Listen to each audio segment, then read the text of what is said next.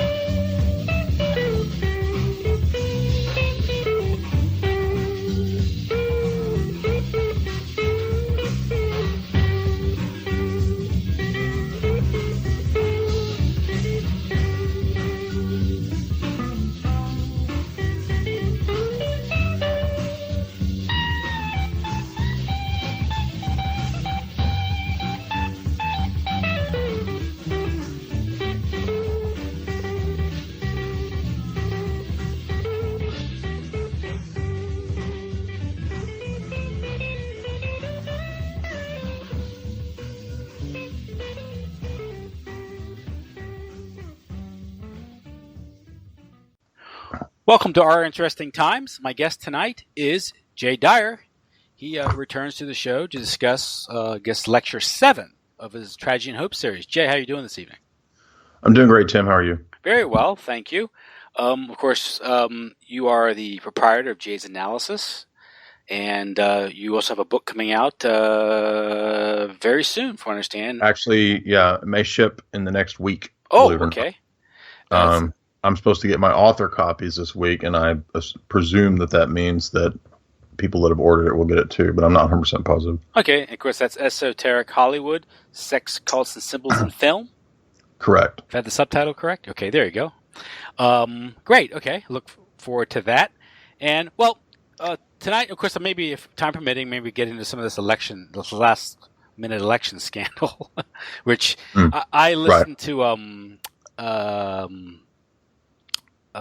what's his name? my God, I drew a blank. Timothy Geithner. No. Fox Mulder. Dr. Joseph Farrell. Oh, I haven't heard his take yet. And he was on interview with Dark Journalist, and his take on the Trump candidacy was rather interesting. Saying that his whole candidacy is being pushed by one faction of the elite to, at first to ensure Hillary's election, and now to prevent her election. There's been some changing. I mean, of course, it's speculation, but that somehow people within the elite have gotten Trump to run, and now they this deep state revolution against Hillary is now a reflection of that backstage intrigue. So I thought that was interesting. Well, I saw one of the Podesta emails includes a dinner plan with Marina Abramovich, who is the witch that inspires Lady Gaga. And the dinner is supposed to include spirit cooking. There's a video where Marina Abramovich explains what spirit cooking is, and she utilizes pig blood, human semen, and breast milk. Really? So that would suggest even occult involvement on top of the pedophilia elements that have been coming out in the past couple of days. And, of course, that would conflict with Podesta's claims of being a faithful Catholic. It would seem to. But I was surprised to see that. Somebody told me about that. And I thought, I mean, on the one hand, I should have been like, yeah, obviously. But then I was also like, no, surely not. But yeah, there is a dinner with Podesta and Marina Abramovich, and they talk about spirit cooking. And if you don't believe me, watch Marina's video explaining what spirit cooking is. Wow. Okay. I mean, it's straight up basic. It's just straight up witchcraft and kind of voodoo type stuff. Yeah. Well, he is a member of the Trilateral Commission, and when you get in these elite circles, of course, with your research and what I've come to learn, that's it's not too shocking once you're aware of that dimension to politics, So it's like Bohemian Grove, once you exactly. Yeah. So, And this whole thing, the whole Epstein thing, it all seems to be a giant sort of blackmail thing that is really no different than what we've seen with Franklin Cover-Up and the whole stories of Johnny Gosch and the Manor in England, where MI5 was surveilling and blackmailing, and they had, Ted Heath and all these people that were coming to this call boy house in England with Savile. Savile, of course, being connected to, as I understand, Epstein and all these characters. And it's almost like we get a glimpse, and then the investigation is shut down. And the reason why we can only get a glimpse is because a full reckoning or a full investigation would open up a whole can of worms and maybe reveal too much about the true nature of the system, So, for right now, you just concluded Tragedy and Hope Lecture 7. Of course, last time we talked, we covered Lectures 4, 5, and 6, and we covered the rise of the European banking houses and the eventual primacy of the Rothschild banking house, the intrigues of the Atlanticist powers in the interwar period, and how their dual policy of appeasing and then demonizing Hitler was sort of a dialectic created to foment yet another war in Europe, World War II, I guess you could. And this was a part of a process of doing away with sort of this 3-block stage and sort of creating a 2-block or bipolar war. This was the Cold War. And this is what you focus on in Lecture 7 when you deal with the rise of the military-industrial complex, the Cold War, the espionage apparatus, and the PSYOP that is nuclear terror, as well as the identity, as you call the identity of the real Illuminati. So, how do you want to get into this? Of course, it starts in the background of the chapter that Quigley titled The New Age, and rationalization in science and scientism, relativism in the physical sense, which of course is connected to relativism in the philosophic sense as well. Darwinism, Marx, and Freud are all listed by Quigley in that chapter as founding fathers of the modern world. And this is interesting because we know Quigley's onto something because it echoes writings that we've seen, that I've delved into, and other geopolitical analysts that might not be as well known, like Oswald Spengler or his student Francis Parker Yockey. Yockey's book Imperium has a whole chapter on, well, actually separate chapters on Darwin, Marx, and Freud as kind of the fathers of modernity. And I think those shifts once again come to the fore as setting the stage for the rise of what Quigley's talking about here with the military-industrial complex, the deep state, the private defense contractors, the research and development labs that are all set up, Lincoln Labs, MIT, RAND Corporation, which is started Curtis LeMay Air Force. We know as well that also under the aegis of the Air Force is NASA.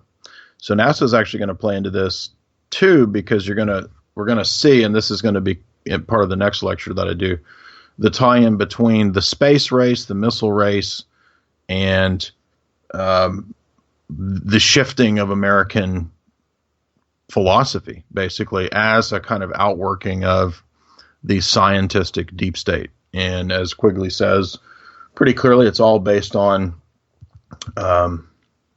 pragmatism. It's all based on empiricism. All those philosophical ideas that you and I have already kind of highlighted in the background. And it was a deep state even then that had a dual policy, to use the words of both Chamberlain and now Hillary Clinton in her emails, mentioning a dual policy of a private policy towards the bankers and Goldman Sachs that she gave her talks to, and a different policy for the public idiots out there. And it's no different with our technocratic rulers that were all prepped by World War II. And what we have is this sudden new threat. Okay. It's almost like the threat has to be upped. The ante has to be upped every time. Right. So the warfare of World War I, the dangers and the terrors that we all went through. Well, not we, I guess our grandparents or whatever, great grandparents. That has to be settled. We have to take precautions through a second World War to avoid the dangers of World War I, right? And then after World War II, we have to take new precautions to avoid the dangers of everything that we saw in World War II, which was, the threat of the entire planet being engulfed in war because of nukes. And so, again, nukes, space race, weapons race, it's all connected. And Quigley is going to say that in the next lecture that I do, of course. But for now, I thought that one of the most important chapters in the book, besides perhaps the chapter that I covered this time dealing with the Cliveden set and the Anglo-American establishment that he kind of lays out, Morgan Chase, the different bankers, Walter Lippmann, these characters Wall Street characters that were part of this Eastern establishment, the New York establishment tied to London, is this chapter on the New Age, because it's very prophetic. It talks about AI, it talks about transhumanism, it talks about cybernetics, it talks about, as we said, Rand Corporation is basically the merchants of death, right? And the rise of game theory, we talked about all that last time, but you have to understand that to be the background to Manhattan Project and Dr. Edward Teller, who's also, of course, the father of geoengineering or aerosol spraying, atmospheric aerosol spraying programs. He's known for that. But curiously, there's these little slip-in comments by Quigley that the Alexander Sachs and Bernard Baruch is who's behind setting up this UN plan for a Security Council. So the whole point, the whole origin of the UN Security Council comes out of this and the need and desire to watchdog all of the global nuke networks, the nukes that are out there everywhere. Oh, the Russians have nukes now too, by the 40s, right? So it's fear, and a lot of other curious statements about the project itself. Highly compartmentalized. Only about a dozen persons, Quigley says on page 856, actually knew what the program was as a whole. So it's, in my opinion, it's very difficult, looking back on history, to know exactly what was going on here. To what degree are the nukes really a threat? Are there really all these black these black market nukes out there? I mean, I would say I'm skeptical, but just because I don't know how to prove that. I mean, obviously you can't just go on these 30, 40, 50-year-old images of what appear to be explosions. Those could be anything. Just like I don't think that the original moon images are legitimate. And I think that if you read Dave McGowan's book, Wagging the Moon Doggy, it's pretty laughable to try to prop those images up as legitimate. That also, however, isn't really a statement on what the real technology is. I don't know. And I think that that's kind of the point, is that they would use a lot of this imagery and fear, right? The same stuff with NASA, just like with the bombs and the nukes, as a means to, it's all perception management. So if you can get everybody thinking it's real, then who cares? You don't even really need it. Quigley also mentions curious statements, as I said before, about some of the atomic spying stories being faked, the FBI and Hollywood working together on that. I've mentioned before, I've got a section in my book too on the FBI story with Jimmy Stewart, right, playing this role, the movie that was made in tandem with J. Edgar Hoover. Now, Quigley doesn't say that all the espionage was fake. He says that a lot of it was hyped up. And he also mentions the right wing in America. And he, of course, makes fun of them. And he says that these neo-isolationists are all backwards idiots and goofballs. And the main reason he thinks that is because they haven't seen that their people behind this are not ultimately the commies. It's not ultimately Russians. It's the Atlanticists. It's the elite in this country who wanted this. And so Quigley basically says that. Right now, he doesn't say that there's no actual opposition in Russia. He supports the argument that Stalin refused the Marshall Plan aid and that this is the beginning of the Cold War. That is, in fact, is where he dates the beginning of the Cold War. But I think what is most telling is also statements about Hollywood nuke propaganda on page 875.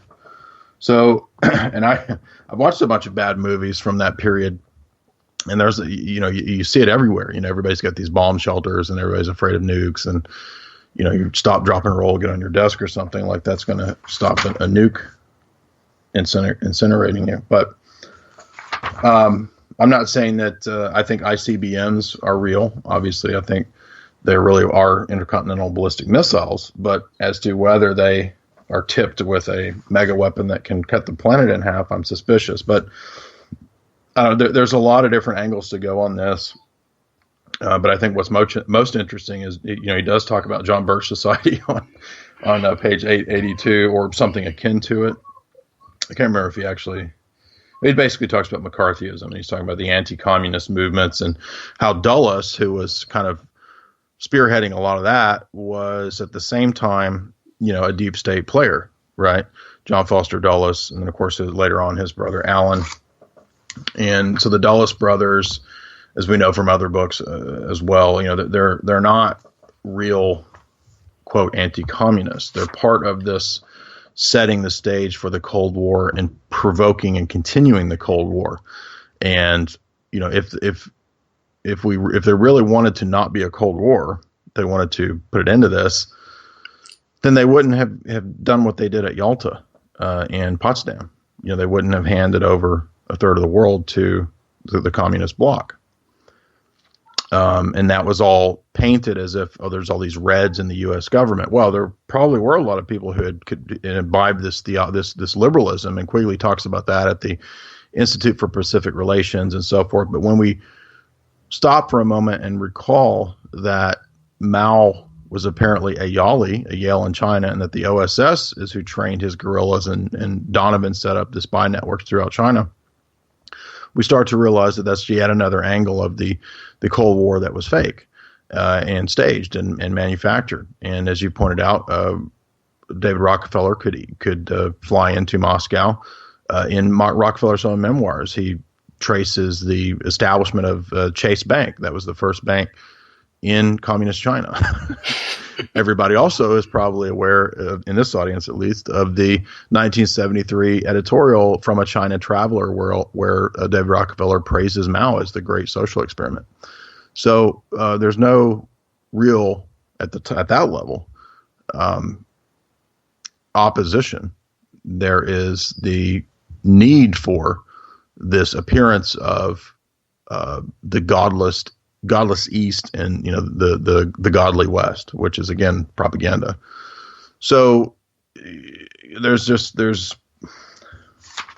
that's what comes to my mind right off the bat. But I noticed another point I'll make too, a contradiction. If we look back at the bomb question, Quigley on the one hand says that Oppenheimer was not a great scientist of the class of Einstein, Bohr, and Fermi on page 885, but he calls him a cultural critic and specifically adept at literature and music.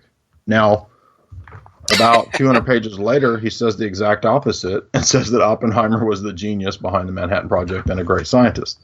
So what I've noticed going through this and making so many notes is that Quigley's not consistent with himself. He'll say all kinds of things that don't really line up, and that's probably because the book has to have been written over a long period of time. Nobody could slap this book out in a few months, right? Yeah. Hello? Yeah. Okay, I didn't know if you were still there. Yeah. There's a lot of contradictions in Quigley. There's a lot of statements that don't make sense, even about the nukes, which is what where we're at now.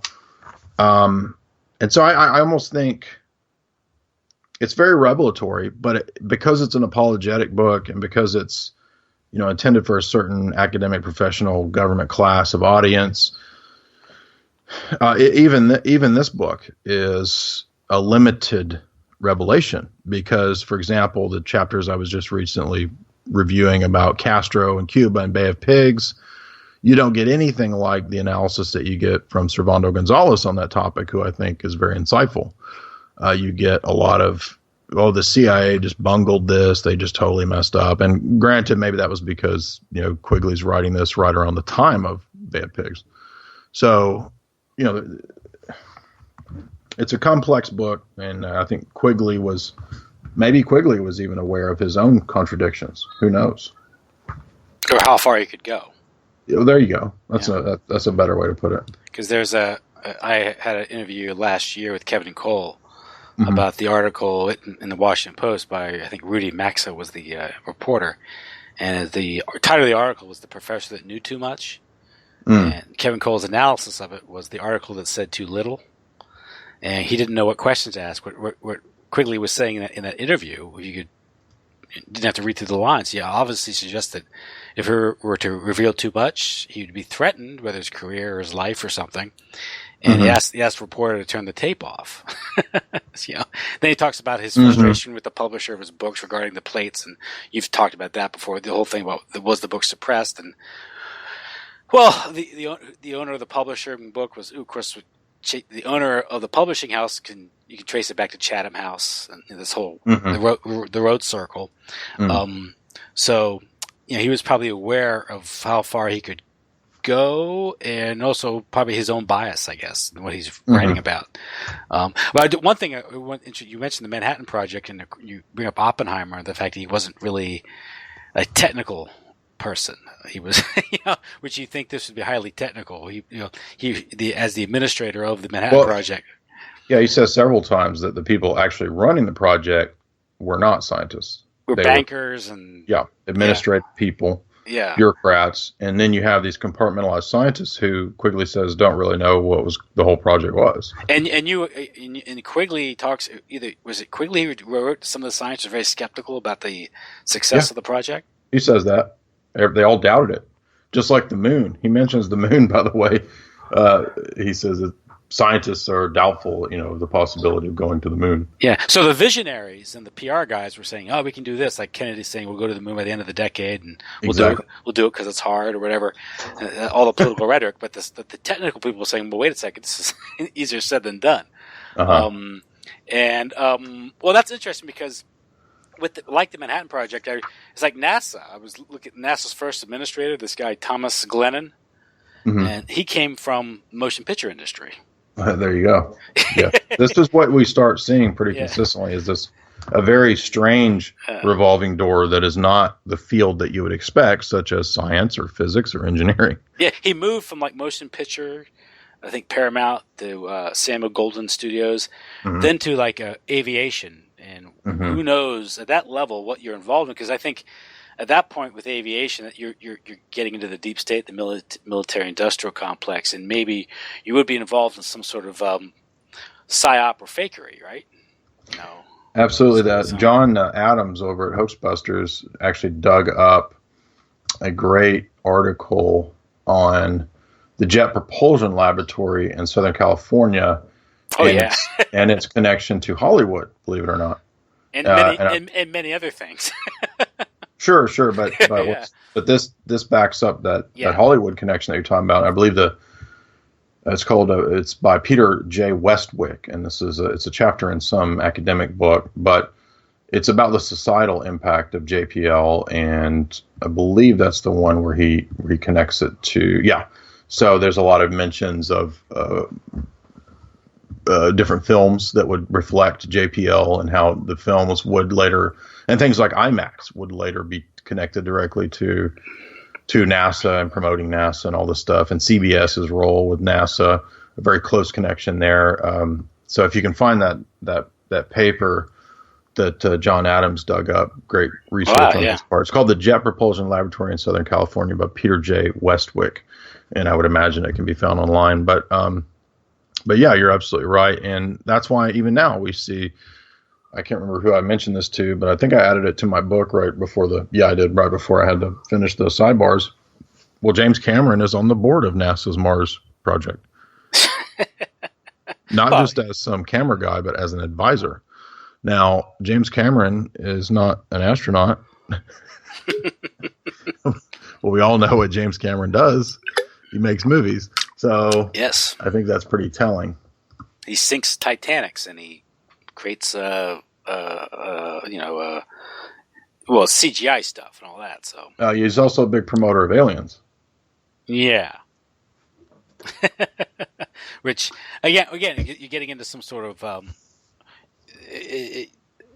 there's a crossover, blending of of these supposed governmental or national security bureaucracies, and well, you could say either entertainment or propaganda or some sort of psychological operation going on there. Mm-hmm. And if you talk about the tie-in or the links here, I think was it back in the early 2000s when NASA admitted or claimed that it lost all the original footage of the moon landing, Mm-hmm. the high quality footage, Mm-hmm.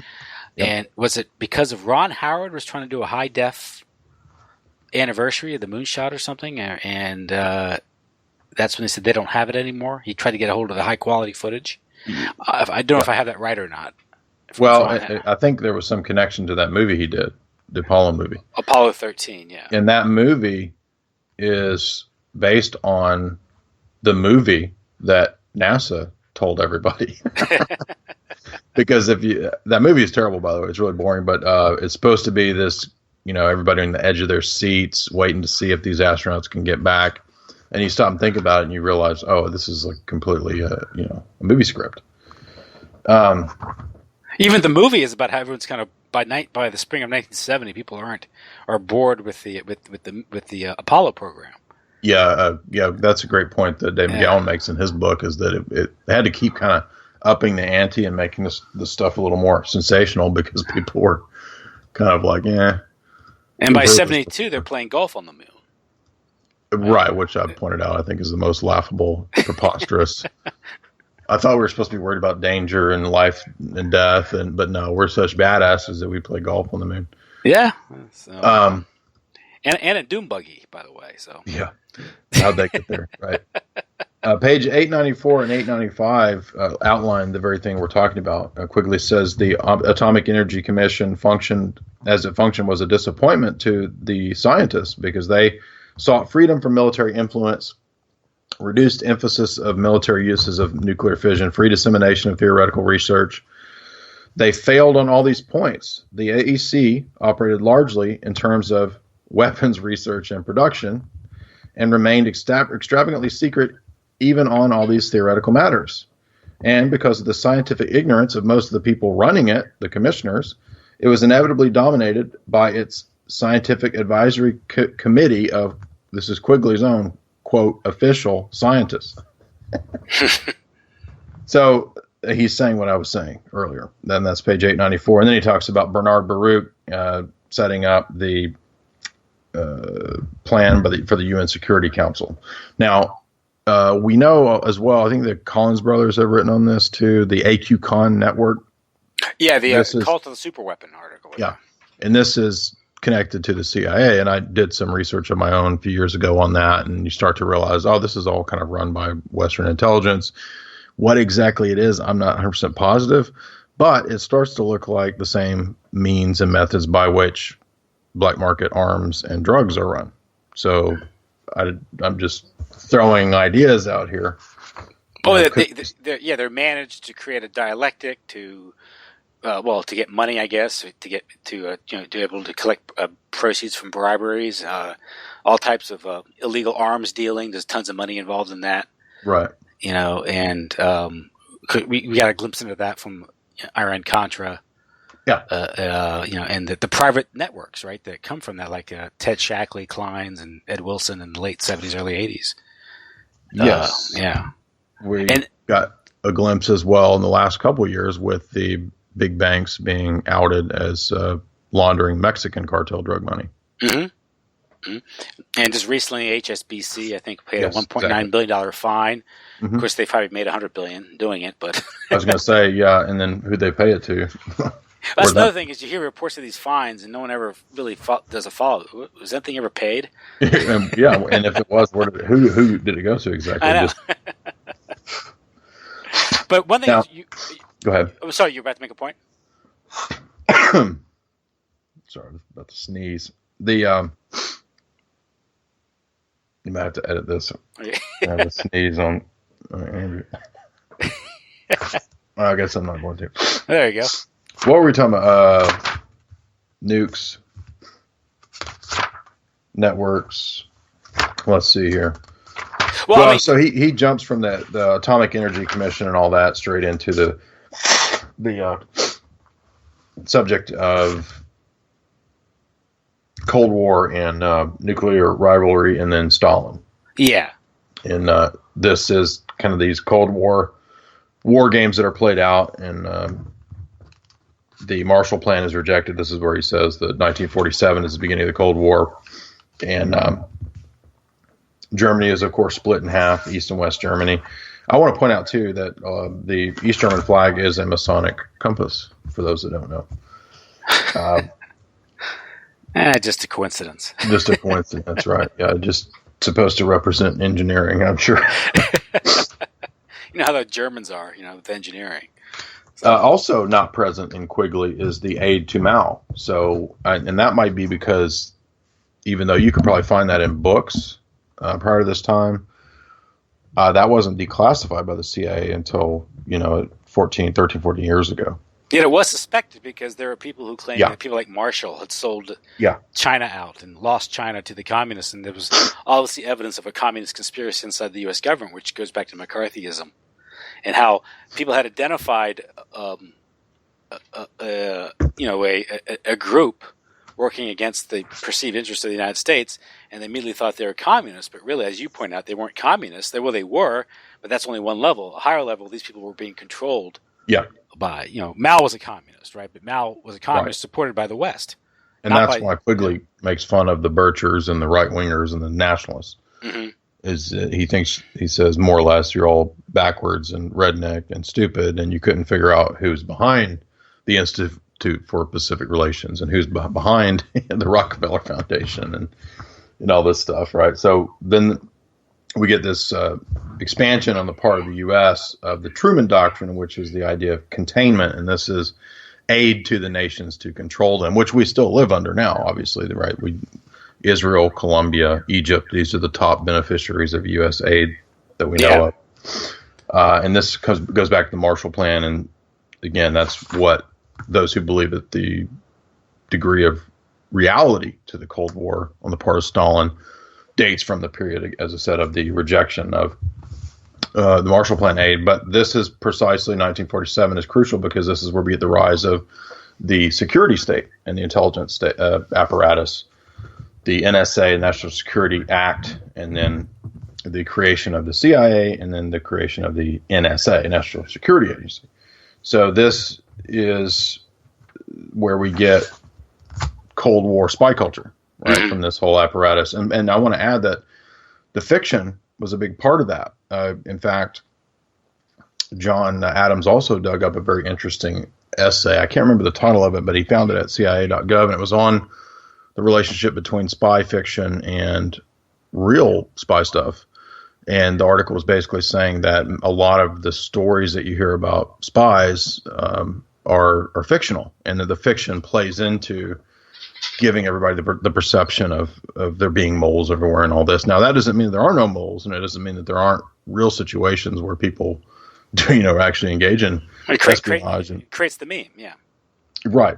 And this is why people like, people like the James Bond novels, right? Exactly. Yeah. And also, what's his name? Howard Hunt. Right? Absolutely, yeah. He became a novelist. And there's also William F. Buckley, Skull and Bones CIA William F. Buckley with Blackford Oaks, his character. William Somerset Maugham. He wrote spy novels based on his stuff. But all the best spy novelists are like actual spies. Exactly. Yeah, and you made the point regarding what's his name, the Bond guy. The who? The guy who wrote the Bond novels. Fleming. Ian Fleming. I mean, his pedigree. Oh yeah, he's total psyops, total friends with all the banking elite. Yeah. And the predictive programming or revelations in the Bond novels regarding the true nature of the international elite, and how we absolutely. So go ahead. Well, I was just going to say that the controversial. I don't know what you would know a lot about this field.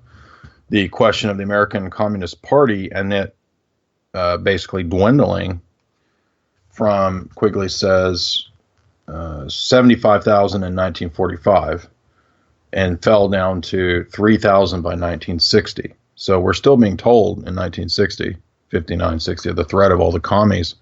But according to Quigley, by 1960 there were only 3,000 members of the Communist Party. But I guess the argument would be, oh, they're all hidden secret commies now. Yeah, moles and fifth columnists.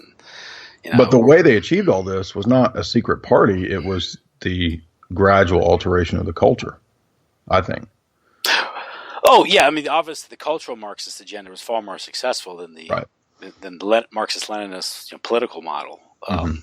And even that, I think, is that's being controlled at a higher level. I mean, I don't know if the cultural Marxists, the people at the Frankfurt School who are largely Jewish, are aware that maybe they're being utilized, by the Atlanticists, but the powers. But that's a part of it. That's like even it goes back to the Russian Revolution, where it appears that the Atlanticist scheme against Russia, with the Mackinder Doctrine, how they utilize a lot of Jews because they have a gripe against Russia, and so this ethnic group can be very useful. To them. It's particularly if they're people like Untermeyer and Jacob Schiff and the Wahlbergs, things like that. Whose brother Max was a German financier. Max Warburg, yeah. Yeah. So, and of course, there's an interesting quote by his son in the Senate in the 1950, where he's testifying before the Senate, and he says, I think, here it is, February 17, 1950, James Paul Warburg confidently declared to the United States Senate, "We shall have world government, whether or not we like it. The only question is whether world government will be achieved by conquest or consent." That's because he was the son of Paul Moritz Wahlberg and the nephew of both Felix Wahlberg and Jacob Schiff, both associated with Kuhn Loeb and Company, Wall Street. And this was sort of like the Jewish faction, which played a big part in America's entry into the war because that factors into the Zionist project and the Balfour Declaration. Exactly. Yeah, and also to tie it back into Hollywood, the anti-communists, the Red Threat, the rise of the Hollywood 10, and the investigations into Hollywood, and the idea that the screenwriters were all going to write propaganda into the films that would alter the entire perspective of America. Now, some of them were, but the idea that this was the real threat, I think, is again exaggerated. Now, I wonder if some of these people weren't playing along with it. I don't have any proof of that, but I read a couple books actually that dealt just with the subject of the Hollywood 10. And now I'm not saying all these, Hollywood liberal types, obviously they probably did believe in it, but is it really the threat that the FBI was saying it was? And they don't mind everybody thinking that the threat is these moles everywhere and all these people in Hollywood, as long as you don't ever look at Wall Street and the Institute for Pacific Relations or the Rockefeller Foundation or the Ford Foundation, or the groups that actually were promoting, even back then, beginning to really promote what people call communism or socialism or whatever. Yeah, and they're not investigating, perhaps, why is Time Life working with the CIA to promote drug culture? Yes. Why is abstract art being promoted by these elites? Yeah. Why is Abby Rockefeller promoting feminism and modern art? Is this the real degradation? Or the LSD experiments and things like that. We don't get those hearings until the 70s, and that's pretty much a limited hangout. But there's so there's no real showdown like there's with the Hollywood 10, which is sort of a cartoonish, very, very, very theatrical. Let's just say, which is not surprising. It's the Hollywood 10. It's very theatrical, right? And it's played up because then these people become martyrs because Woody Allen makes movies about them and they become heroes, martyrs for free speech, and the same faction that was so vehemently defended free speech in the 50s and 60s and now are big advocates of political correctness. They're the ones. They're the linguistic fascists who want to control the language. Yeah, the total flip, contradiction, hypocrisy, no consistency there. One I do notice, you mentioned the military-industrial complex, and you mentioned that he begins writing about it on 9/11, page 9/11. Any numerological significance there? I had to laugh when I hear that. Military-industrial complex on page 9/11. Well, probably an unintended reference there, but yeah, who knows? that is the rise of the security state. Yes. And so obviously the elements of the security state in terms of at least the private side of it would play a big role in 9/11, I would say. Mm-hmm. And you also mentioned, I think you referred to, I'm quoting right, in your lecture, you referred to Cold War as sort of a satire. The whole thing? No, I forget what reference, but I thought it was interesting because the Cold War itself is a strategy of tension. It's designed to raise fears, anxiety, in order to justify these huge expenditures, the national security state, the cryptocracy, the National Security Act, the deep state. And one thing that's funny about that is, of course, we have in the book the report from Iron Mountain, Mm-hmm. which has been written off as a satire. Oh, right. I was thinking, that's interesting, because what we know about satire is that it's a way of telling the truth without getting killed, right? Well, Dr. Strangelove is a perfect example of that because it tells the truth in a way about the Rand Corporation and Curtis LeMay and these different stories and these tales. And the fake atomic spies is mentioned on 920, right around in that same section. So, so you're referring to like some of these espionage cases as sort of a satire? If I'm remembering that correct. I may have said that. I honestly don't recall exactly, but I thought it was useful. It was a useful description because, let's first talk about the report from Iron Mountain. It was published in 1967 by Dyer Press, and the book claimed that a special study group of 15 men whose identities were secret met, and they came to the conclusion that war was necessary in order to maintain power, to maintain social cohesion. And some said, well, this is just a joke. Yeah, but it may be a joke, but it's reality. Because if you look at NSC 68 and the thinking behind with those people among the national security, the upper echelons of the national security state, this is exactly what they think. Yes, right? But I think I was likening it to, if I recall, Dr. Strangelove. And there's a quote on page 923, the Red Conspiracy section, where Quigley says that a lot of the people who were, he says, much of this evidence came from ex-communists, such as Elizabeth Bentley, Louis Bedens, Whittaker Chambers, and John Lautner, and others. All of these undoubtedly were ex-communists and equally undoubtedly revealed much valuable information about communist conspiracies and roused the American public to the danger. But it was also true that it is equally true that the first three names mentioned are known because they dramatized, distorted, and manipulated the evidence for their own purposes. Mm-hmm. So the stories get hyped up, and he says this on that page and the 3 pages prior to that, 920, 921, 922, 923. And if you think about it, to set up all this surveillance state, which the whole surveillance NSA internet stuff that we have now comes out of this, you need this giant threat. So the McCarthy even plays his role to frighten everyone. Mm-hmm. In the same way that nowadays neocons get on and they talk about Al-Qaeda and ISIS, right? Al-Qaeda, ISIS is going to get us. Yeah. Right? Because if you look at even today's surveillance state, which is like whether it's the internet, the digital communications, all these things, the infrastructure for this was established during the Cold War, which developed out of, I guess, DARPA, right? Mm-hmm. Yeah, ARPANET, right? Yeah. And of course, the National Security Agency, which no one really knew existed, or at least most people weren't aware of until the late 80s or something. Right. And they were conducting mass sweeping surveillance, since the 50s. Right. With telegrams and telephones, and I think you suggest in your talk that even before the age of digital communications, they had somehow created a way to conduct mass surveillance on telephone lines. Yes, I believe that's mentioned in John Marks's book, that they had the ability to do that a long time ago. I think James Bamford mentions it in his 1983 Puzzle Palace book, that surveillance of telephones has existed almost as long as telephones. Obviously, depending on the type of recording devices, but you could still listen in even if you didn't have a phonograph or whatever, and get the information according to Bamford. if I recall.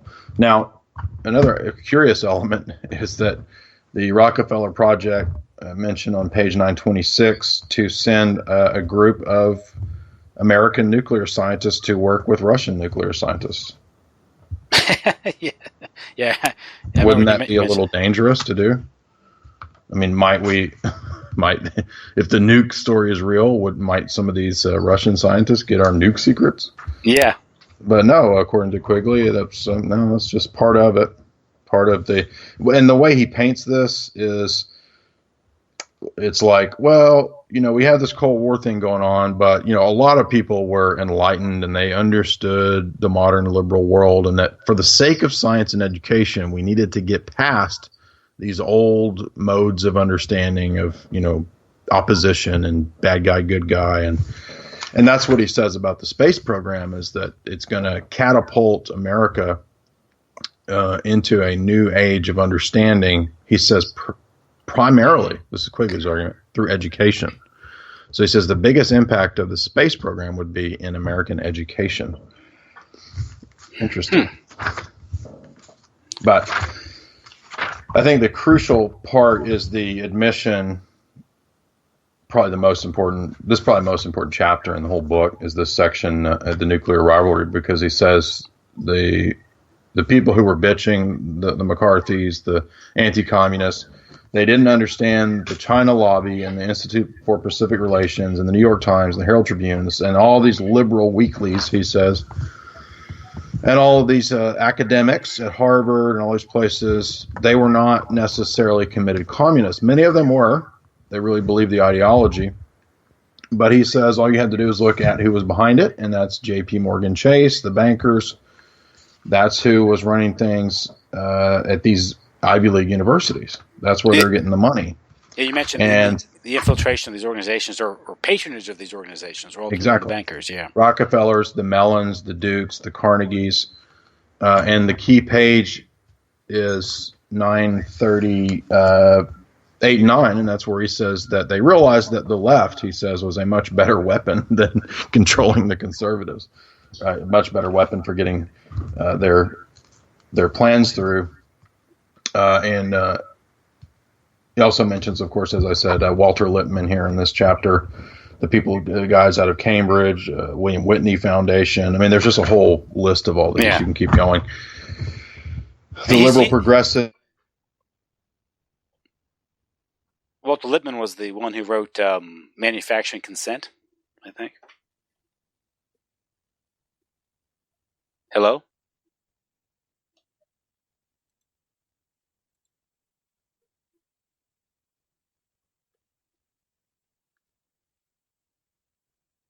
Internet. So where were we, Jay? Yeah, I was just giving an example character of one of these operatives by the character by the name of William Straight.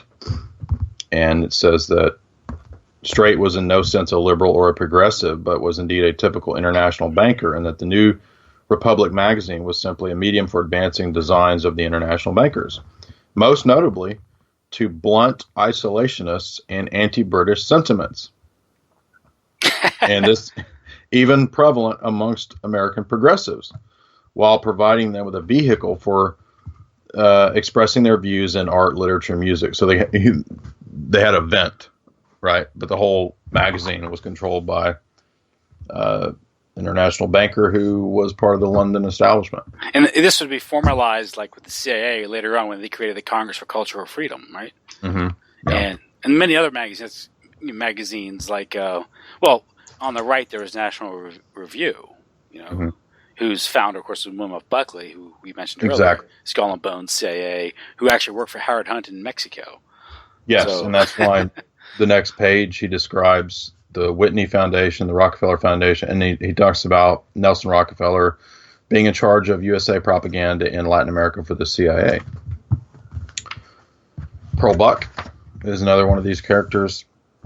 All these characters. Also, the Good Earth author. Mm-hmm. Mm-hmm. And what image of China is she promoting with her book? Of course, she also wins the Nobel Prize. Yeah, she is one of the communists who's part of the Most of these, like Perlbuck, Professor Fairbank of Harvard, and Professors Latourette and Rowe of Yale, were children of relatives who have been concerned with China as, quote, missionaries. And that's my quote. Yeah. Like the missionaries who trained Mao, right? Mm-hmm. Yeah. This is the, yeah. He talks about the IPR communists. That is the Institute for Pacific Relations. And this is just a Rockefeller front. Wow. That's, yeah. And, what was it, the Union Theological Seminary who had operations in China? That was Rockefeller's outfit? Oh, absolutely. The Union was started by the Rockefellers. Yeah. And they were big promoters of liberalism and communism. Ecumenism. Liberalism and ecumenism in churches was the Union Seminary. I know somebody who went there. We had a big argument one time over that. That person is, by the way, a minister in the PCUSA, which is a perfect example of that denomination completely corrupted by the Rockefellers that we're talking about. To the point of, gay priests, gay marriage in the churches. Yeah, which is probably some sort of a deep state intel operation. Absolutely. Promoting that stuff.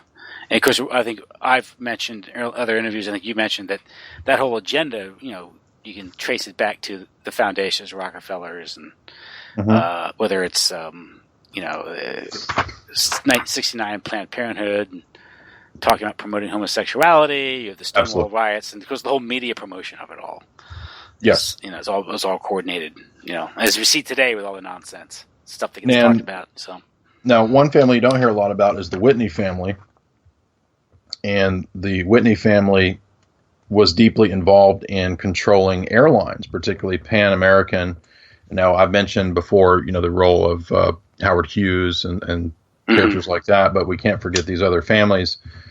And the Whitney family, according to Quigley, was important in funding a lot of these foundations and these liberal movements. Vanderbilt, of course, play into it. Everybody I think probably has some idea now about Anderson Cooper, right, being the heir to the Vanderbilt. Peabody family plays into this. I was actually, when I met Chris Kendall from Hoaxbusters a couple weekends ago down in Memphis, he was in the area. I met him in Memphis, and we actually stopped into the Peabody Hotel. And as I understand, that's the same Peabody's that Quigley mentions here. So that's the luxury hotel in Memphis. But I mentioned the airlines because that's a big part of the control system, and people overlook that. But when Patrick was breaking a lot of good stories in relationship to the MH17 and all that plane nonsense that we were hearing last year and the year before. Yeah. I was talking about, you can find a lot of interesting history of the CIA connections to airlines. And there's even a movie, right, with Mel Gibson and Robert Downey Jr. called Air America, which is about the CIA airlines, Air America, which traffic drugs. And that's even in the movie. Yeah, there's Civil Air Transport, which became Air America, I think, right? And there's Evergreen Airlines, which was a CIA airline. Alaska Airline, I think, or isn't something like with Alaska named to it or something, if I get that right. But yeah, transportation, communication, and you mentioned the Whitneys, and the Whitneys, that's the Boston Brahmin family that traces its fortune back to the opium trade, correct? And the clipper ships. I would assume so, but I didn't know that. Yeah. A lot of these families, as you've said many times, go back to that. Interesting, too, 946, the unions were all just bought off, Quigley says. They were controlled, and the now was that done in conjunction with organized crime? Quigley says one of these was a communist front, Trade Union Services Incorporated of New York, which in 1946 published 15 trade union papers for all the CIO unions. And this was people thought communist, but it was actually run by the Institute for Pacific Relations. So there you go, controlled opposition again. Yeah. And because at the end of the day, you need someone to pay for your groceries and keep the lights on, right? So it's and that's very easy to dangle a check in front of someone and tell them to do certain things, and they do it. And that's why Quigley says on page 948 that it was not communist. And he says the radical right were all stupid and they didn't understand it. Well, they didn't have access to the papers of the CFO. Oh, I know.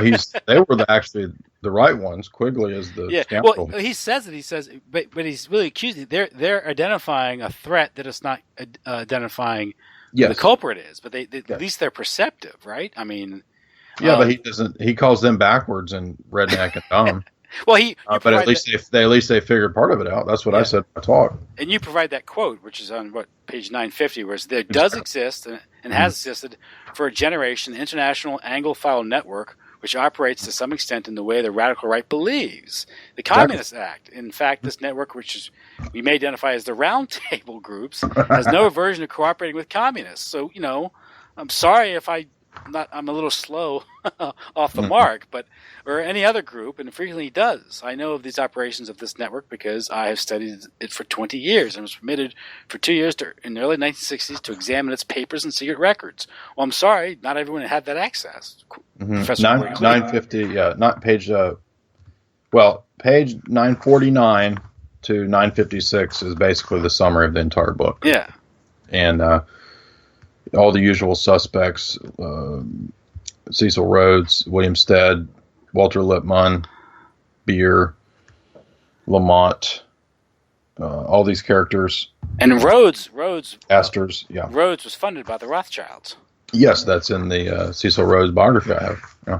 Which the Rothschilds family appeared to have gotten largely control of the British state by the 20th century.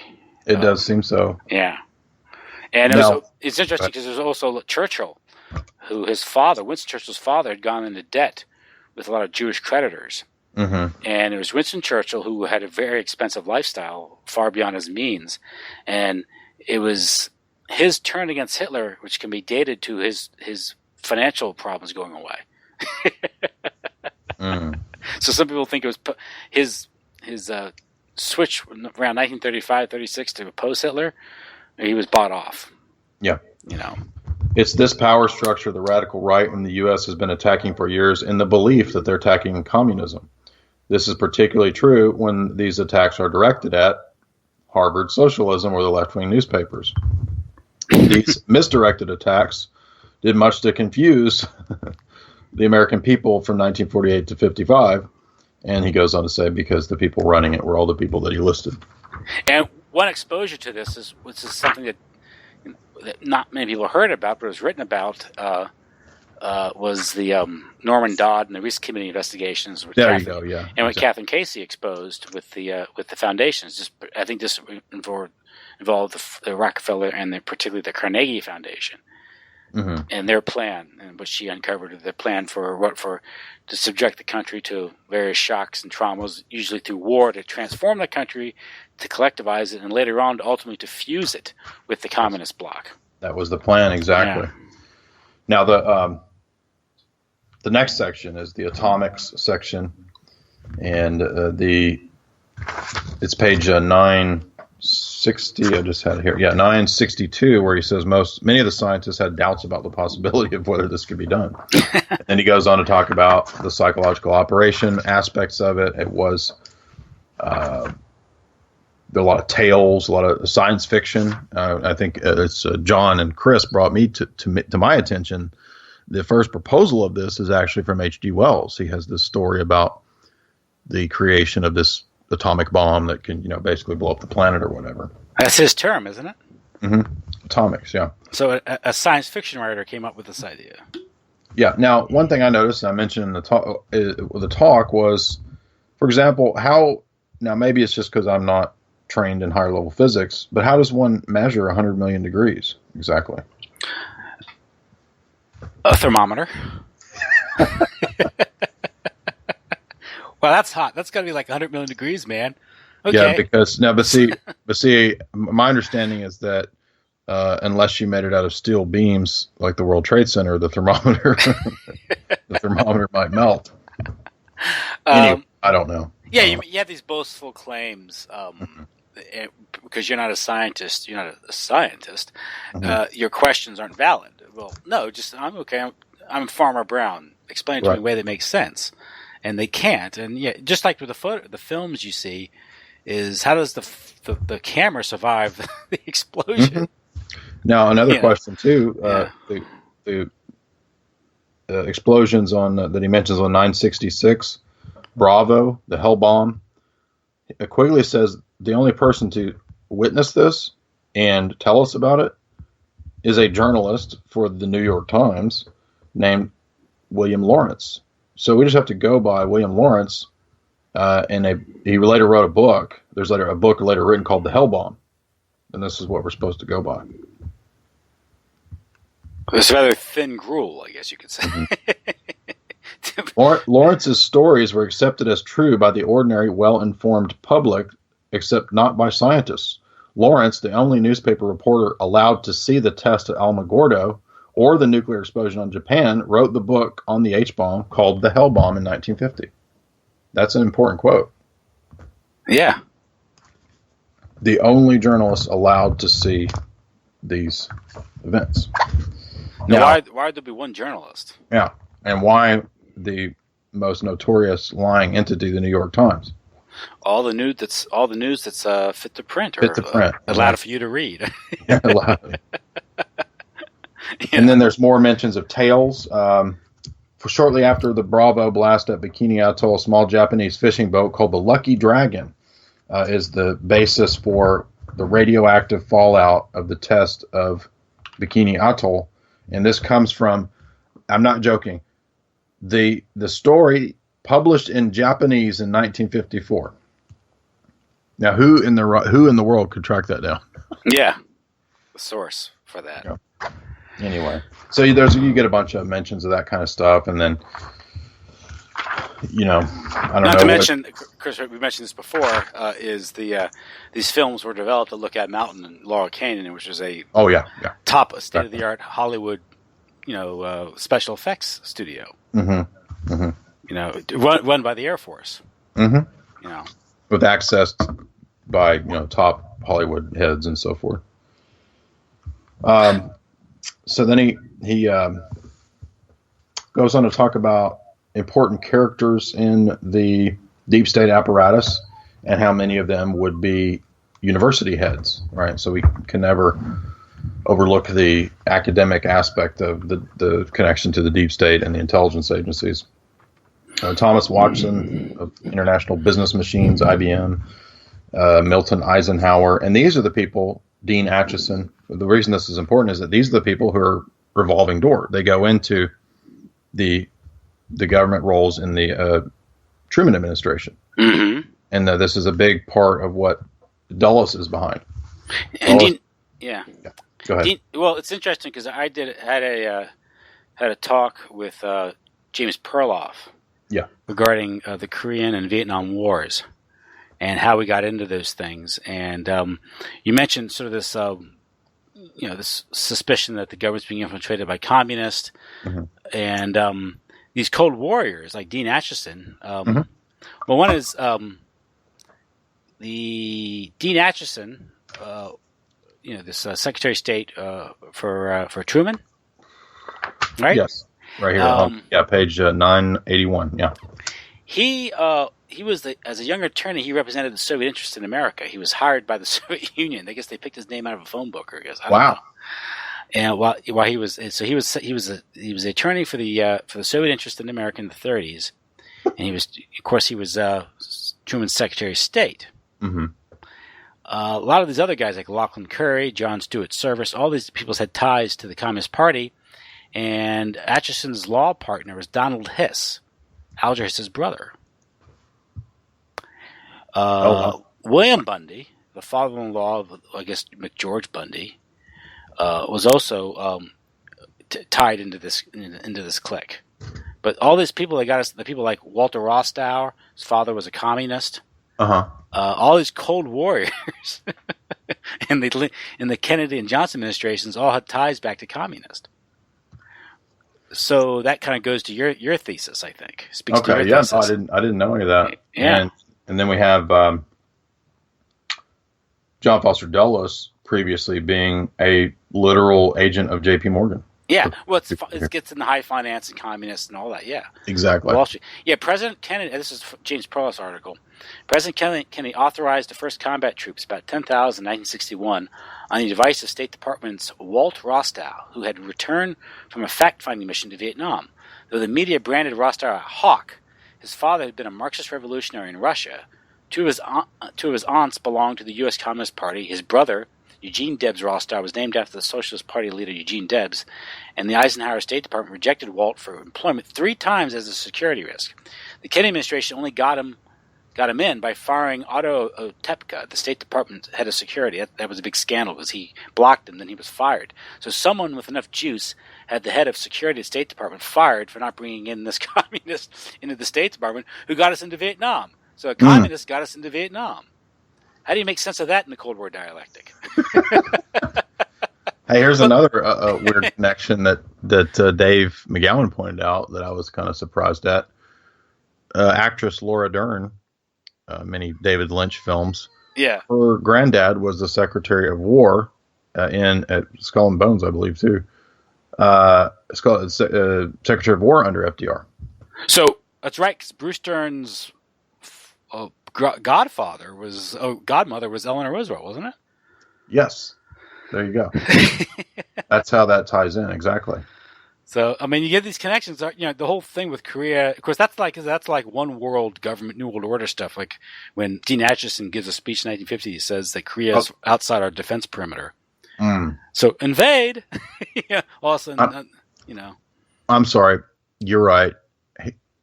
George Dern is the grandfather of Bruce Dern, great-grandfather of Laura Dern. Okay. Great-grand. Okay, so you missed a generation. But, I mean, that's the same thing. That gets into, remember, that's a whole other issue.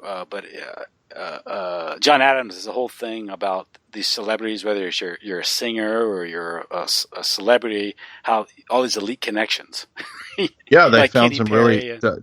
John found some interesting ones with Katy Perry's oil family. Yeah, and then Miley Cyrus has has a Federal Reserve banker.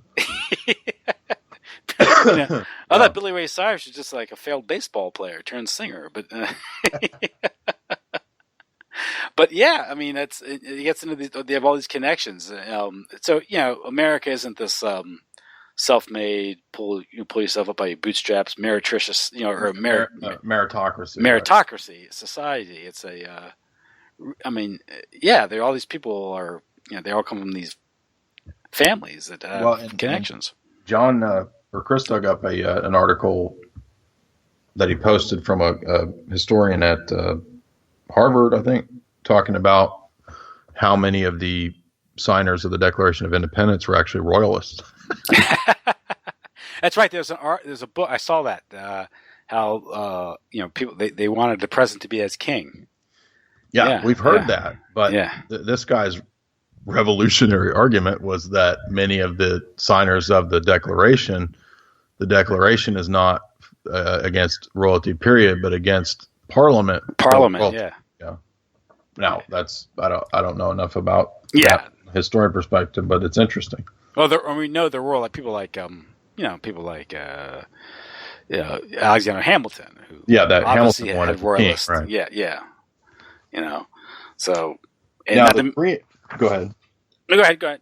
Yeah. Well, another element that Quigley doesn't mention what was really going on, which I thought your interview with Chris Milligan was very telling, was Korean War, because Quigley does talk briefly about Korean War. But of course, it's about commies and all this kind of stuff. Mm-hmm. No mention of drugs. It's just a big part of the Korean War. Oh, sorry. Do you mean Vietnam War? Oh, I'm sorry, Vietnam War. Excuse me. Oh, yeah. There was, I think, Ed Lansdale went there and kind of kicked the French out. Yeah, you mentioned that. That's right. Bien Dien Phu, and that's all about controlling the drug networks in Vietnam. And that whole thing, because that's out of Vietnam, that's how you get the pipeline from heroin from Southeast Asia into the United States. Exactly. Is that the Golden Crescent? The Golden Triangle. Golden Triangle. That's Golden right. Crescent's in Afghanistan. That's that area. Turkey. Yeah. Yeah, that area. Yeah. But of course, that's because the part of the operation, the way we worked with the Hmong people, the tribes, right, was we paid them with opium or heroin or poppy, whatever. And then there's a refining plant there. There was an old Pepsi fat bottling plant that was used. Huh. For that. Yeah. Which is funny because, of course, when Kennedy's assassinated, Nixon there's a big convention, a bottling company convention in Dallas, Texas. Oh, wow. Of course, one of the bigger policy reversals out of his assassination was the escalation of the Vietnam War, which opens up the pipeline for drugs. So I don't know if that's just a coincidence, but like with any of these businesses, whether it's fruit or bottling companies, with back then they used sugar, and that involves controlling, whether it's fields in South America or things like that. Here's another. By the way, I did finally get Douglas Valentine's Phoenix Project book. I haven't read it yet, but it did come in the mail the other day. But which you recommended. Here's a funny statement that is to the point that you were making a minute ago. Attorney General Herbert Brownwell Jr. confided to a businessman luncheon in Chicago that President Truman knew that Harry Dexter White was a Russian spy, but promoted him from Assistant Secretary of Treasury to the IMF. That doesn't make much sense. Well, because what that Bretton Woods system is just one more phase of world currency, and I think it was John Maynard Keynes who I guess wanted the Bancor was the world currency at the time, but they realized there would be too much opposition politically for it, and it'd have to be gradually introduced. And we might be getting something like the Bancor with SDRs or something, Right. But there was just one phase because the Bretton Woods system, which Harry Dexter White apparently was involved in setting up. So we had a communist spy setting up the post-war economic system. Exactly. Yeah. Which set the stage for American dominance because it enthroned the dollar as the world reserve currency, which enabled the deep state to do a whole lot around the world. And then Dulles goes and basically gets NATO, CETO, Centro, CTO going. Yep. So here's all your foreign policy, global government, right here, already existing. Yeah, and of course with the Marshall Plan, there's a huge slush fund for CIA operations in Europe. Exactly. Yeah, and by the way, that's interesting too because Quigley will mention a few of those, which I guess again because this is 1966, he was limited in what he could talk about or maybe what he knew about. But he'll mention the 1953 Iran coup, and he'll mention Guatemala. But if you read Servando's book, there's dozens of those, obviously. All over the place, yeah. Exactly, yeah. Whole lists of them. And this is the great, this is a great paragraph here where he says that after getting rid of Mossadegh, the British, the Anglo-Iranian Oil Company, the World Petroleum Cartel, the American government, and the older Iranian elite led by the Shah combined to crush Mossadegh. Under the personal direction of the CIA, Allen Dulles, brother of John Foster Dulles, Allen was a former director of Schroeder Bank in New York, an old associate of Frank Tjarks and a partner in Schroeder Bank in London, director of the Bank of England, as well as Lazar Brothers and the Anglo-Iranian Oil Company. It will be recalled that Schroeder Bank helped arrange Hitler's ascension to power in 1933. Yes, and of course Dulles was also a big part of the paperclip operation. And that's why. That's what I was going to say. That's why we can connect Dulles to that. And that's he's there in Switzerland, like negotiating with SS Commander Wolf or something, and of course arranging all the gold, like the Black Eagle Trust and all the loot. And this is David Talbot's book, Devil's Chessboard. This deals with some of that. And he's there, yeah. Just recently came out.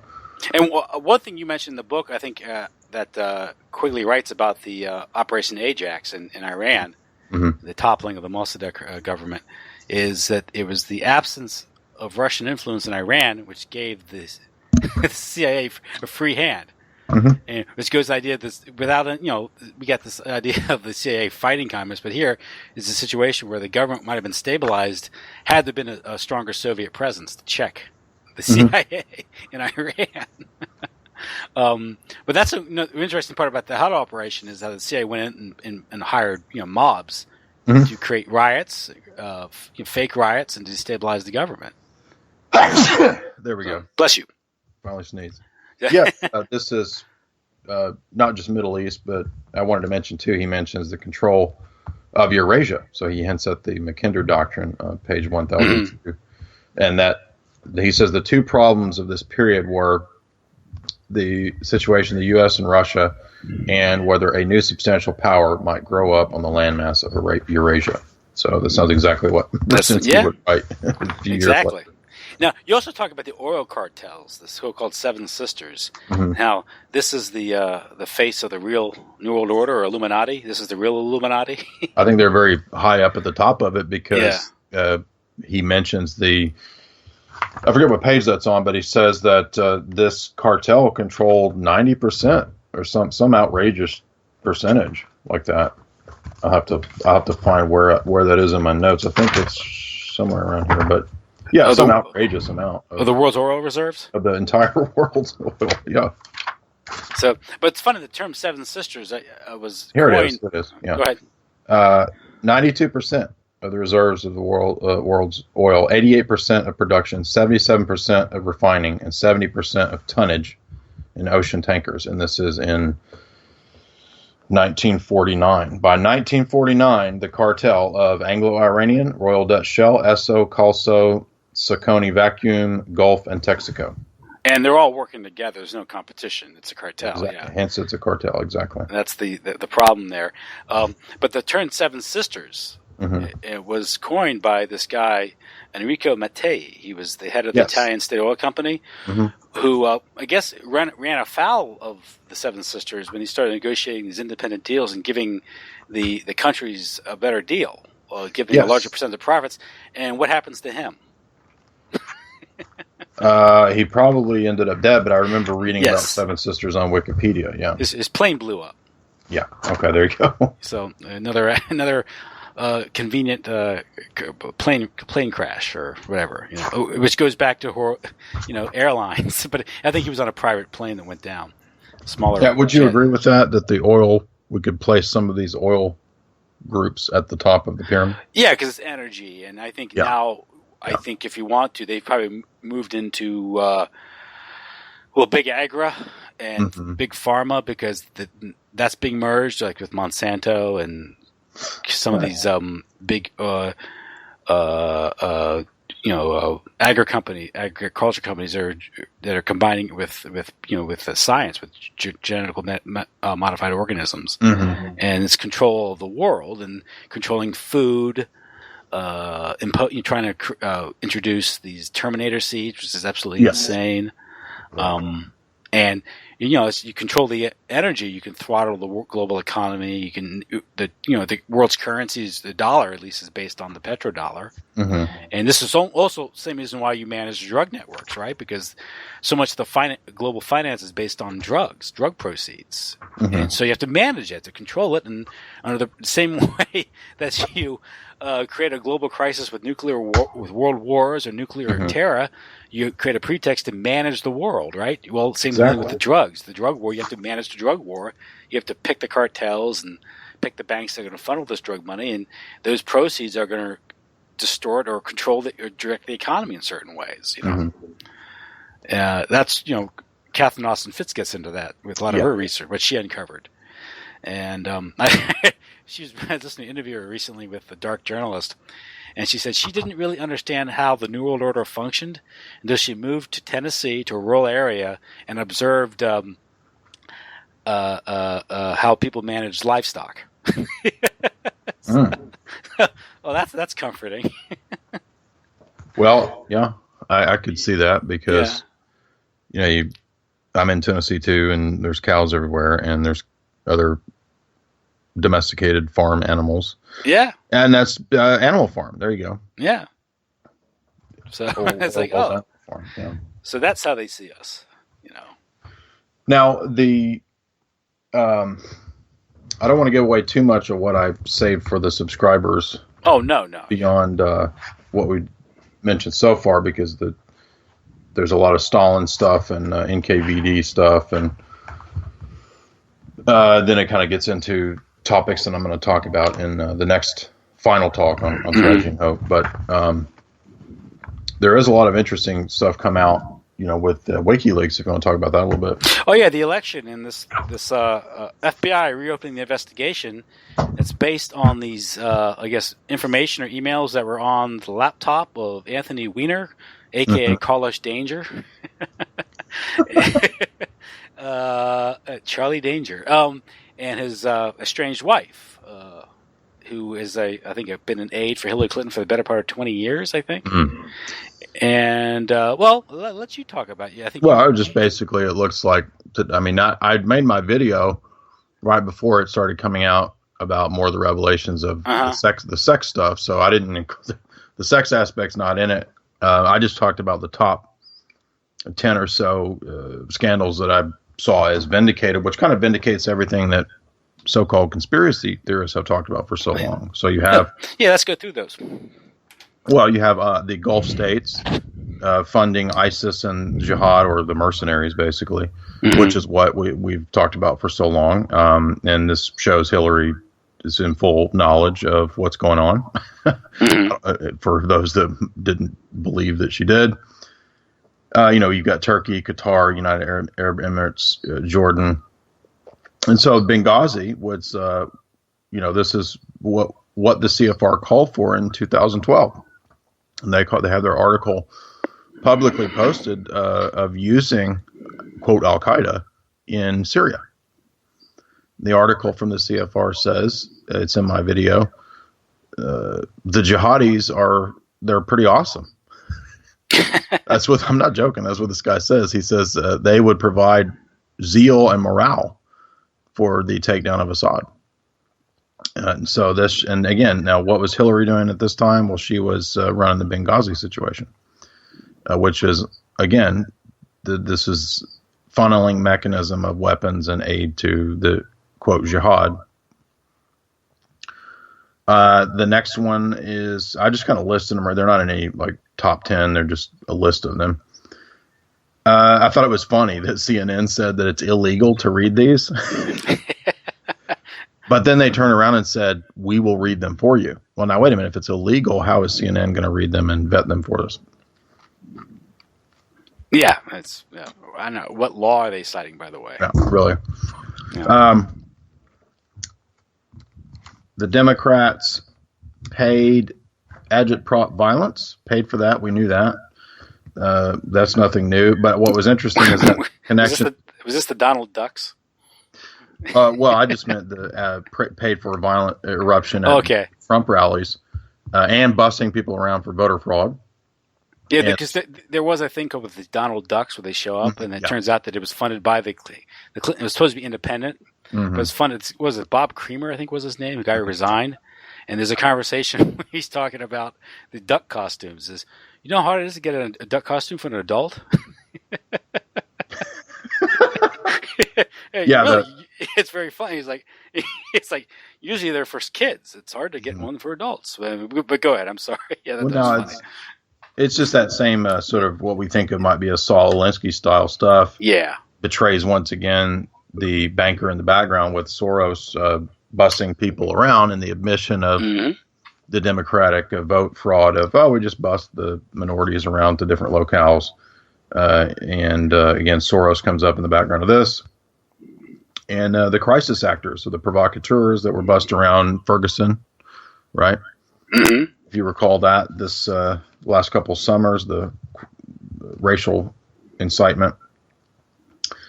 The shadow government. This is not WikiLeaks. This is the FBI reference in the CNBC article that explicitly says shadow government, and the officials who were told about the shadow government having to okay these things, they were unaware of what this was, the seventh floor.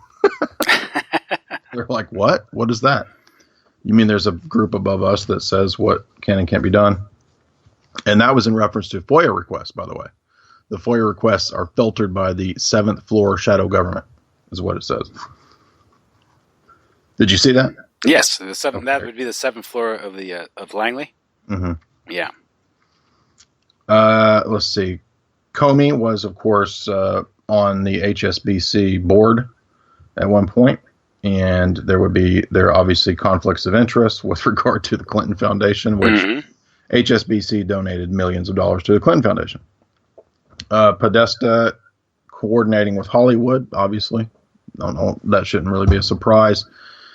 Hillary has on her call list the top Hollywood directors, Katzenberg, Warner Brothers people. The emails say, quote, from Huma makes Soros happy. That was a good one. One of the Podesta, I believe it was a Podesta email, said that we've got to make the American people more complacent, more docile, like you mentioned, farm animals. More complacent, more docile, because that's what a engaged citizenry should be. That's great. Coordination with Google and Schmidt. Schmidt basically drawing up the plans for the campaign or the online aspects of it or something to that effect. And then, of course, the massive coordination with mainstream media and some 65 plus mainstream media pundits and journalists all coordinating with the Hillary campaign. Now, Hillary has destroyed nations, as we've said. Trump has built buildings and said a few cuss words that we know of.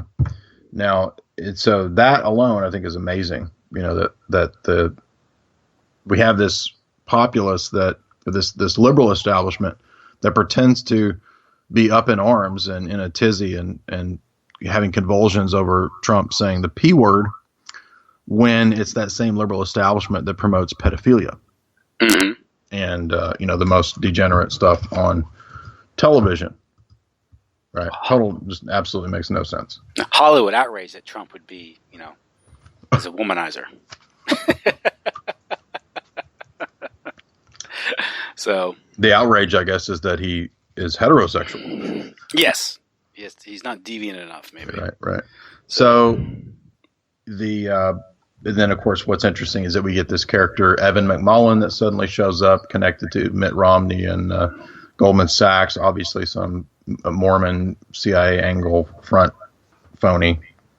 Yeah, he's running out in Utah or something. Mm-hmm. He's polling. They could pull that away from Trump. And he's this connection. Yeah, you mentioned Goldman Sachs, and it's part of the Mormon Mafia, I guess. Mm-hmm. And then to crown it all off, who does Hillary say is behind it all? Russia, and that Trump is run by Russia. Yeah, apparently his computer has a link right up to Putin's computer or something. They strategize or something. And there's no election fraud. There's no voter fraud, according to Obama. But Obama and the establishment want to bring the UN to police the election in case of voter. But I thought there was no voter fraud. Yeah. So just total nonsense. Well, it's in other words, all of this WikiLeaks stuff, which in itself may not be that big of a deal. Well, actually, it is kind of like the biggest. It's 10 times worse than Watergate, right? What you're saying, yeah, because Watergate, I'm not aware of any dead bodies. You could make the case that E. Howard Hunt's wife, maybe. Mm-hmm. Yeah, that was one thing with her mysterious plane crash. The Clinton, they should be in jail. Yeah, but they're guilty. But the thing is, to expose the Clintons is to again open a can of worms. I mean, then you meet Arkansas, the Bushes, and these things, and even some of the things with Epstein. What that opens up. Well, that's what's come out in the past couple of days is the reflection going back to the pedophilia stories of Little St. James Island, and that this is kind of a blackmail operation to entrap the wealthy and the powerful. And there's some evidence there's some also evidence that it implicates Trump, which because she is that place down he owns where this girl Veronica, or is it Veronica Clark, or was her name? I think. So it's hard to. I mean, if you listen to some of the, I just heard an interview with what's his name, from the Ron Paul Peace Center on RT, talking about this whole latest thing with Daniel McAdams, and he's talking, and people are now openly talking about the deep state, by the way. Yeah. So Peter Dale Scott, you've been vindicated. But how there's a revolt. For one thing is that the reason why this latest thing occurred is one level there's a revolt among the FBI. Yes. And I saw a headline today that the FBI is pro-Trump. That's the accusation now. But they were so disgusted with Comey's decision last July that there's been a ton of resignations or threats to resign, and so he had to do this. One thing is Comey is a puppet. He's not a string puller. So he's not taking these decisions in a vacuum or by himself. That some people feel that it's some faction within the deep state, the people that choose our candidates for us, have turned against Hillary Clinton for some reason. Maybe it's Russia because of Russia. Maybe it's because she's too close to the neoconservatives. And there's a less than sane and more responsible faction to this criminal syndicate that runs things. That's saying, whoa, wait a second. At first we thought maybe we may have wanted Hillary. Now maybe we don't. She's too corrupt. She's too dangerous. Yeah. If she gets elected, she's going to be facing impeachment hearings, especially if Republicans maintain control of Congress. There could be impeachment within months of this person, and maybe it's just better to have Trump in there. That's what some people think. Yeah. And I just uploaded my video last night where I kind of give my thesis on all that. So if people can check out my video, I titled it Clinton Wikileaks exposes entire shadow government, where we go through these points and the different articles that treat of it. But yeah, I guess we're gonna see a lot in the next couple of days for sure. Yeah, we'll see what happens Wednesday morning, what the results are. There's always the chance of voter fraud, electronic voting. You don't know anymore. It's a question of who controls the software now. Right. And the software is proprietary, by the way, meaning that. Wait a second. So there's no public right now. From what I understand, the way the law reads is the public has no right to analyze the data which produces the votes. Yeah, and this has been talked about by Bev Harris for a long time. Yeah, and what happened in Ohio in 2004, these votes were switched and which gave the election to Bush. Yeah, and it can be done electronically now. Now, who's to say? I mean, that's one dimension to it. But again, it'd be interesting to see what happens. For a while, I thought Trump was put up there to ensure Hillary's election. I'm not quite so sure anymore. I thought now, you could, because he apparently has momentum and he does draw bigger crowds. But again, if you're controlling the voting machines and they're electronic, I don't know how relevant that is anymore. But I mean, this was, I was on a radio thing and that came up. How do you think? Well, I mean, they could get away with it because there's nothing that, I mean, what would you do? Like I guess it would have to be Trump contesting it is the only way it could potentially even happen if they did noticeably steal it. Yeah. So, and again, it is the Electoral College which elects. Right. Americans do not have a right to vote to President of the United States. We elect electors, and those electors aren't bound, by the way. And what we don't know, so we also don't realize, is that the states themselves could change the law. They won't, but we learned this in 2000 when Florida had its electoral college compromise. I mean, there's a chance that it wouldn't be represented in the December 19th vote when they go to Washington and actually elect the president. Because of the dispute between Gore and Bush, there was a chance that they wouldn't meet the deadline. They had to be certified by a certain date to go to Washington, D.C. Okay. And so the state legislature was going to step in and appoint the electors, because the Constitution gives the states total authority to decide the manner in which the electors are chosen.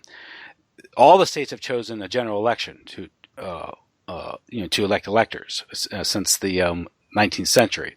But it used to be that they'd be appointed by the state legislature in many cases. I think that's why Jackson is considered the first Democratic elected president, because his election, most states had their electors elected at large. But so the point is that because of the dispute in 2000, the legislature in Florida, which was Republican controlled, was about to appoint the electors. And they have plenary authority, I think is the term used in the Constitution, to choose the manner in which the electors are chosen. So no Supreme Court, no one can question it.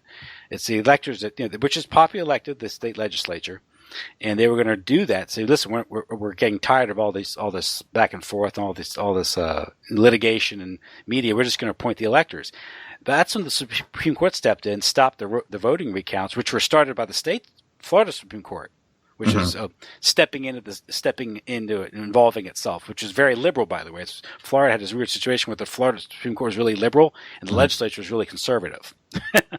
So you had that going with the Florida Supreme Court stepping in and ordering recounts all over the place. So what the point is, then the Supreme Court steps in with this ruling that says that it's a violation of equal protection or something, which is ridiculous. And they give the election over to Bush. The odd thing about that election was that if you just let the state legislature do it, they would have given the election to Bush anyway. For some reason, the court had to step in and do this and confuse the matter. Maybe they just like doing that with this weird decision that they came up with, with Bush v. Gore, where they hobbled together this weird decision where it's a violation of equal protection or something because the recounts, there was no standard for recounts, with the voting. Remember the hanging chads and all that stuff? And there was, whether what was a valid ballot or not. And then, of course, that was a great propaganda against paper ballots, wasn't it? So yeah, that's a good point. Was that a psyop to bring in electronic? To bring in electronic, right? Yeah, it's so efficient and clean. Yeah, right. So like the transition to electronic currency will be. Yes, it's convenient, clean, and great. And you just can't look inside the box. You have to accept the results. But it's interestingly being sold as a security means, which is ridiculous. Yeah, which is you have much greater security with electronic currency. Yeah, right. Yeah, it's like security in your home, right? ADT monitoring. Let us watch your home for you. Yeah. It's like so. Yeah, let a bunch of creepy guys sitting at a computer somewhere just watch your home all day for you. Yeah, what was that? There was that NFL player who was charged with killing. Was it the girlfriends? Not his girlfriend. It was some guy who had something to do with his girlfriend or fiance. I'm not sure what they did, but he basically was charged with murder, and they used his home security system against him. Wow! So there you go. I mean, you're better off with a gun and a good lock, So all right. Well, I think I'm gonna have to go for the evening, but this has been good, and then I'll have the next final installment of Tragedy and Hope up soon. Excellent. Well, listen, thanks a lot, Jay. That's Jay's Analysis, of course, jaysanalysis.com, where you can listen to his lectures, his reports, his analysis. His articles are great. And you can also support his work by subscribing for $4.95 a month, $60 a year, right? Is that correct? Yep. And your book is coming out in a few weeks, Esoteric Hollywood? Yeah, very, very soon. In the next week or two. Yep. Okay, listen, I'll let you go. And thanks a lot. And I'll have this up soon. When I do, I'll send you the link. All right. Thanks, Tim. Great. Good night. Take it easy. Night. Bye-bye.